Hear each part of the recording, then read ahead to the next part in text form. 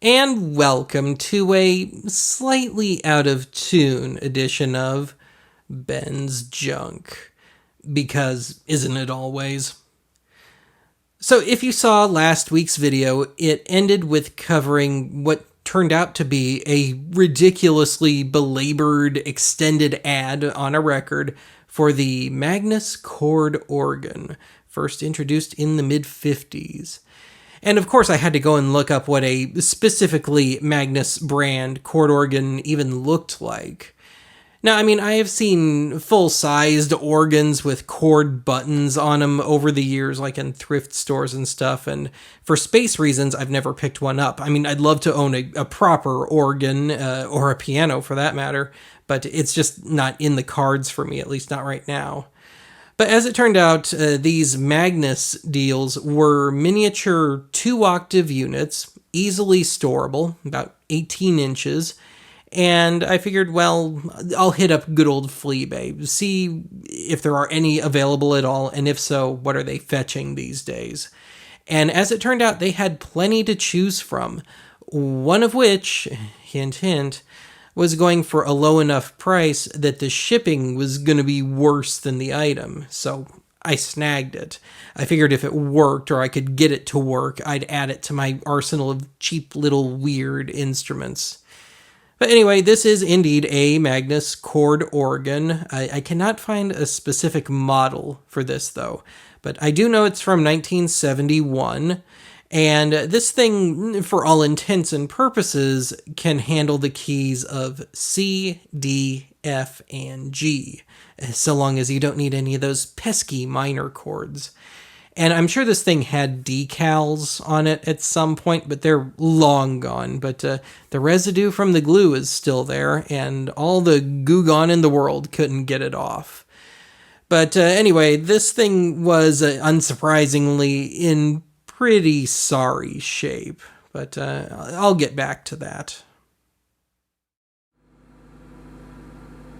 It's so nice and quiet, isn't it? Anyway, admittedly, I knew next to nothing about chord organs. Most tellingly, I thought this would be completely electric, and boy was I wrong. So here I am, like an idiot, looking for a volume control, because this thing will just knock you flat on your ass. I think an 18-wheeler got in there. But yeah, I'm looking for a volume control. I'm looking for a headphone jack, and of course, to no avail. Because it's a reed organ. The only electric part of this whole thing is a motor that runs a fan, and it just blows out air when you press a key. So if you notice when I hit a key, the back will rise up, and it's just the air coming out of it. That's all it is. And there's not really any kind of touch control, obviously, as such. But when it comes right down to it, yeah, this is basically a quasi-electric accordion or harmonium. And incidentally, I do own a harmonium, but the bellows on that thing are totally screwed. But anyway, I think the reason I got this thing so cheap was that it was in, as I've already hinted at, in pretty bad shape. So this was supposed to be just kind of a quick standard 2-day turnaround Ben's Junk, but it turned into a low-level restoration project. So this is my new record holder for most gunk. So I saved for the motor, which amazingly looked okay. It was pretty clean and all. I wound up having to completely dismantle this, and I wound up filling up my wastebasket, a pretty decent-sized one, with just the most gnarly brown and black paper towels and Q-tips that I've made in quite a long time. And it's maybe in the shot, maybe not, but I had to kind of check the wiring. So it's just a couple of basic wiring deals, one for the motor, one for the power. And so it's just like a basic utility room light socket. So if you've ever installed one of those things, you got the 2 wires, you just strip off the ends, twist the wire together, and put a plastic cap on it, and that's kind of the end of it. You're just, joining existing electricity. And so they were a little loose. They didn't seem quite right. So I wound up just taking them apart and retwisting the wire, putting the plastic caps back on, and there was tape holding it together, but it was all dried out and kind of rotted, so took that off, cleaned things out, put some fresh electrical tape on it, and really the only thing I could not fix with this were the prongs on the power cord. I just had to settle for using a pair of pliers to try and straighten those back out. Now, as for the cover, which you saw in the last segment, the yellow, I had to glue that back together.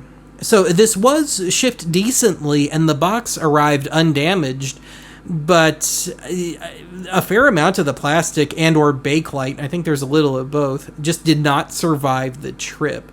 And I'm guessing that it may have been subject to some nasty temperature swings and it just couldn't hold up.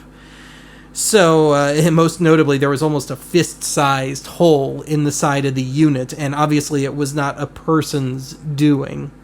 But I got it all back together. It looks like I glued it back together, but, what else are you gonna do?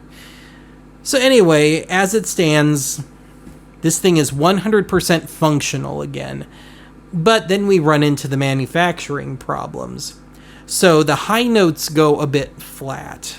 And given that the keys are all plastic, and I didn't notice any warpage, so it's really, I think, only as good as the original manufacturing. So it's probably always been like that. That would be my guess. And of course, you can't just easily, realistically tune a reed organ. You'd have to replace keys and hope that they're made just right. So anyway, I'll give you the most egregious example, the highest note.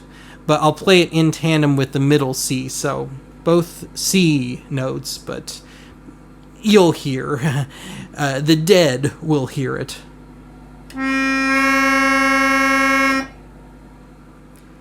Lovely.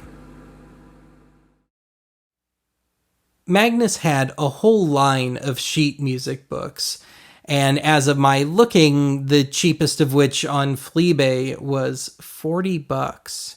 And given that I was only ever going to use it in this video, I just couldn't justify the cost. But I still felt like it was my duty to grab a book of chord organ music. So once again, true to Benny Boy form, I went and grabbed the cheapest one I could get my hands on. Love Means Playing the Chord Organ. And yes, that is my new favorite book title. I think this is from 1972. It was $1.50 for the book and $5 for shipping, of course. And this book is absolutely falling apart. I mean, if I tried to open it, it would all just come falling out. So I took the liberty of photocopying a little of it just so I could be able to refer to it without being in danger of completely destroying the book. And otherwise, this being from 1972-ish, as for what's in here, it's kind of a mix of singer-songwriter stuff, James Taylor, Carole King, teen pop. There's some Partridge Family in there, and no, not that song for all you diehard archive viewers. And then there's some more, shall we say, mature tunes, some MOR, middle-of-the-road stuff. There's some Engelbert Humperdinck in there, for example. So, anyway, I am a truly terrible keyboard player. I tend to just pound out block chords. So, given that this is out of my basic skill set with a keyboard, it's gonna suck. And also the sheet music, as one would expect, given the limitations of this, is not really all that accurate, but this book is especially bad. So the song that I'm going to play isn't even in its proper key. But anyway, also I can't sight read worth a damn anymore. I used to be able to, but you don't do it for a decade and you forget how. But anyway, I have pulled from the book what I think the most feasible tune for me would be, and so I picked Carole King's So Far Away from Tapestry. Great album, love that album. And since this kind of makes a stereo effect given the layout, I'm going to go ahead and set up a couple of mics here just to give you the full nasty ear-splitting effect of this thing. And I'll attempt a bit of that Carole King tune, and I'll probably fall flat on my face, miss half the notes, and have the tempo be all over the place. But yeah, we'll end on that. You know, I just realized there's no such thing as a Daniel Johnston chord organ book. His estate needs to get on that.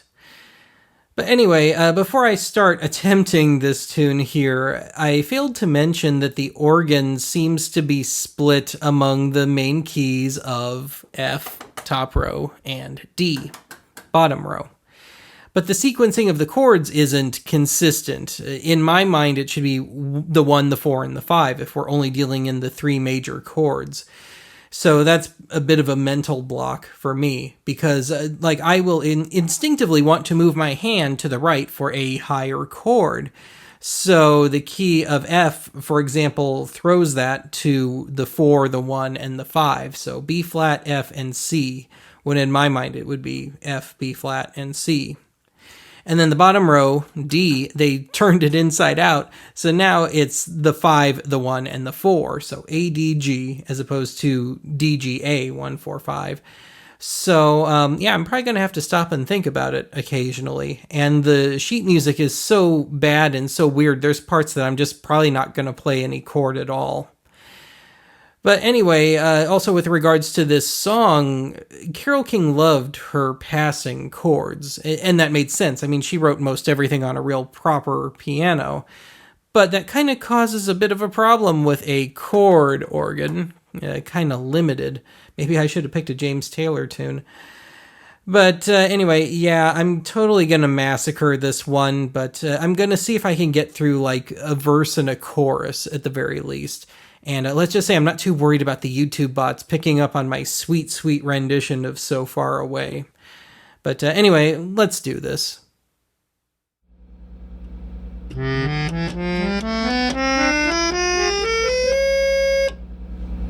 Just for the stereo effect.